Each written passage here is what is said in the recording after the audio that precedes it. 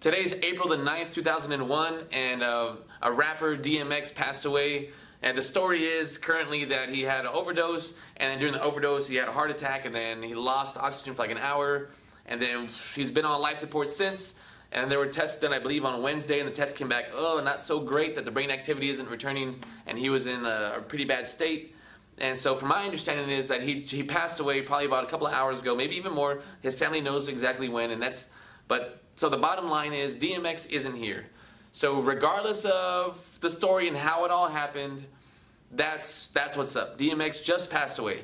Now I'm not gonna get on here and pretend to say, oh my gosh, you know, I'm sure you're gonna hear plenty of that everywhere. You'll see a bunch of posts on that. But I wanted to make this video right here because if you want to scroll down our timeline, I talked about DMX during the fall, I believe, in 2020, maybe 2019, I don't know. I think it was in 2020, where I talked about how his music influenced me. And so I just want to revisit that and then push something that I believe DMX would want everybody to know at this specific juncture in wherever his spirit is right now. I believe he would 100% want us to know this. All right, let's go.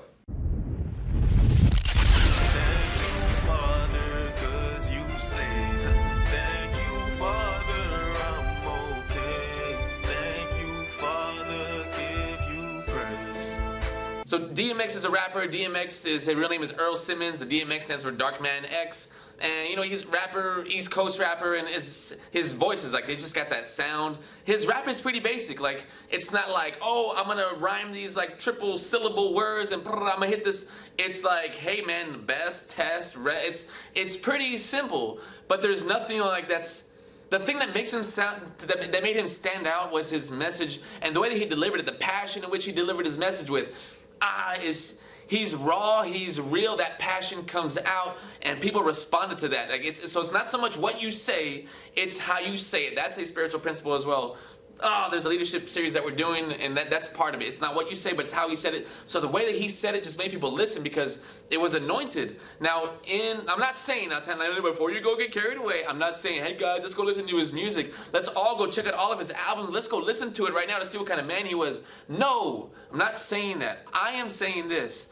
In his albums, when I was listening to him growing up, as I don't know what I was in, 6th grader, 5th grader, I don't know what grade I was in, listening to his stuff, I was like, okay, I listened to all the tracks, knew all the words, but on every album, there was always a song that he dedicated to God. Every single album that he did, there was a track that he dedicated just to God. He'd started off with a prayer. I believe on his first album, he had them separate. He had a prayer, and then the next track was the actual song. But I think going forward, he put the prayer first, and then the song right after that. So there was always a prayer that he did to God that just shared his heart. He just shared it. All right. Amen. And he'd pray at the end, and then boom, then he'd go with a song that had no bad words in it, and it was still beautiful. It wasn't corny. It was awesome. It was so good. Those ended up being my favorite tracks of his. Now, God used DMX in my life for two specific, very important reasons. The first thing that God used DMX in my life to do is he led me to my best friend, Espinosa. I love you, bro, dude. Man, thank you, Father. We've been through so many things. We'll talk about a whole video about me and Game and how we met.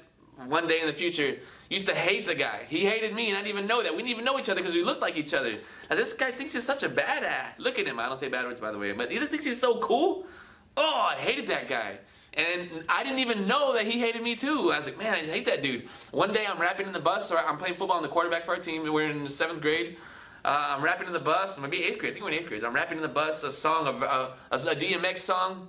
And you know how every single song, you get to a part in a verse where, oh man, I don't know that part. Like, I think these are the words, but I'm not 100% sure. So I'm rapping it. I get to a part where I don't know the words. Then all of a sudden I hear a voice behind me pick up where I just left off and continues the song. And I'm there and like, oh. I go behind me in the bus. Yeah, yeah. And we finish the song and we go, oh, you listen to it? Yeah, yeah, yeah. You know this song? Yeah. Let's go. We sang that song. We did a bunch of DMX songs. We both enjoyed that rapper, and boom, that bond was made right there. And I was like, dude, what do you play? He says, I'm a lineman. I said, bro, I'm the quarterback. And I don't know how I didn't know him. Like, I don't know how. I was like, wow, that's what's up, man. Yeah. We became best friends that day. Best friends that day. Then the next day, I say, hey, when do you have lunch? So I got it during this period. I got 2, bro. Let's sit together. Yeah. So we go, and guess what? It was the dude that I didn't like. I was like, is this the guy? This is you in your street clothes? Dude, and then years later I told him, bro, when we met, I didn't like you. And he starts cracking us, says, bro, me too, I didn't like you either. I didn't know. So we became best friends. That's the first thing that God used DMX to do in my life. The second thing that God used DMX to do in my life is he weaned me off that secular hip-hop. God used DMX to plant the seeds that there can be music out there that hits just as hard, but the message is God glorifying. The message edifies, it builds up. It's not just tearing down, talking about death, destruction, immorality, all that evil stuff. But it lifts up, it encourages, it could be about the Most High. It could be about that. And that's what God planted. He used those seeds and said, dang, yeah, all right, Father, I want more of this. I thirsted and I sought and I hungered for that. So I wanted that. So when I got saved, I was like, Lord, I need music like this. I can't listen to some lame, I'm so sorry if you don't think he's lame, but to me personally, I can't listen to Toby Mac. I can't listen to the Newsboys. That wasn't for me. That's not that. Those guys weren't hitting me where I needed to be taught. They weren't talking about the stuff that I went through. They're not the thing that I wanted to look at. DMX had it, and I wanted to find Christian rappers that were just like that, but I couldn't at that time. And so, anyways, I fell back. But boom, God, sure enough, used DMX to plant the seeds that there can be a God-glorifying rap music that hits just as hard as that, and you get built up without getting all the evil stuff. You get the good stuff, not the bad stuff. So, DMX passed away, but he did do some great things in my life. God used him in a mighty way. Now, time out. All the haters out there saying, but I mean, look at his other tracks. You said the album has 16 tracks, but 15 of them are talking about the negativity and girls and all the money and drugs and all that stuff, killing. But how can that? Because there's a video about to do too. It's called Moments of Truth. We believe that everybody has a moment of truth, that God can use anything. God spoke through a donkey, and a donkey was able to give a message from God to somebody. So how could God not use a sinful person to give a message? And we can all have moments of truth. Judas Iscariot, when he's out, he betrayed the Son of Man. But I'm sure he baptized people. I'm sure he talked about how good Jesus is and the miracles that he was doing. I'm sure he gave good accounts of, this is Jesus, man. This is the Son of God, bro. I haven't seen anything like this. People went and got saved, and then Judas ended up betraying Jesus. And then the disciples, they didn't put out an announcement saying, hey guys, anybody baptized by Judas Iscariot, you need to come get baptized again. Because turns out, it doesn't really count because of what he did. He betrayed the Son of Man. So, no, that doesn't happen. But God can use anything. And so, yes, 15 of those songs are terrible. They're not anything I would want my girls or anybody that's trying to seek righteousness and be around God. I wouldn't want anybody to listen to those tracks. But one of those tracks on every album was sanctified. It was sacred. It was set apart for God. Those tracks, go ahead and listen to. I'll list them right here. Go check those out, and you can see what kind of guys he's. Don't get the other stuff, though. The other stuff is bad. It's not good. That's bad. That's worldly. That'll feed the flesh. It won't feed the spirit. But these tracks right here from these albums, go get those tracks only and listen to them in isolation, not with the rest of the album. Otherwise, you're gonna feed more flesh than you would spirit. But take these songs, feed your spirit, and you can enjoy. You get to get a chance to hear what he was about. And this is what he was about, man. He says, I'm ready. Like this track, okay, I just put a video on Instagram that says, I'm ready to meet him. That was his second one. That was the second Jesus track. And dang, at the very end, it says, man, I'm ready to meet him because where I'm living ain't right. Black hate white, white hate black. It's right back to the same fight. They got us expecting the war, but the real war is to follow the law of the Lord. He says, what have you learned? Like, God's telling me, so you went through all this stuff. He says, so he goes, all these things, and now you're back. You're here. What's up, Lord? What's up? And he's like, Lord, man, I'm so sorry for leaving, but I'm back, though. He says, Lord, why did you leave me? God says, I didn't leave you. You're the one that left. And he says, okay, Lord, I'm ready to start. Like, I'm ready to start. Where do I start? And he's like, all right, here we go. Boom, hits him with these things. It's better to tell the truth than to lie. It's better to do all these things.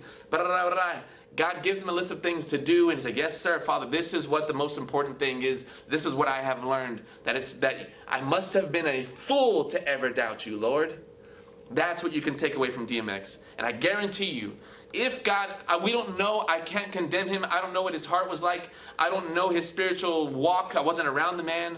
And, well, I mean, he did do these good things. I don't know. I'm not the eternal judge sitting on the throne. Only God knows. So only God knows where DMX's spirit is. The Bible says it's appointed for once a man to die and then the judgment.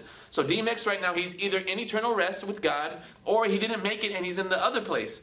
But only God knows. Only God knows. But I definitely know DMX knew the truth. He does know that God, Jesus Christ, is the only way. He is salvation. So if DMX was to give you a message right now, he would say, I must have been a fool to ever doubt you. You guys are fools if you are doubting that God is real. Get with Jesus. Line yourself up with God. Use that. Go there. There is no greater thing to do on this earth than to put your trust, your confidence, your faith in Jesus Christ the Messiah. He is the Son of God. Go do that. That's all you got to do. Pray. Seek God. Ask Him to live into your heart. Say, yes, Father, whatever you want to do, I surrender my life to you. I'm sorry of running. I'm sorry for all these things that I'm doing in my life. Yes, oh Lord, it's the same stuff. And there's still no peace. There's still no joy. There's still no happiness. There's still no love. And there's nothing in my life. But Lord, you come live in me. And boom, watch how God just changes the whole atmosphere. And He lives inside you. He does it, man. So what would DMX say to you right now? He would say, believe in God. I must have been a fool to ever doubt you, Father. You're amazing, God.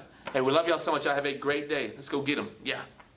When things go wrong, Jesus loves me. I'm singing this song because Jesus loves me. I'm gonna be strong because Jesus loves me. Jesus loves me.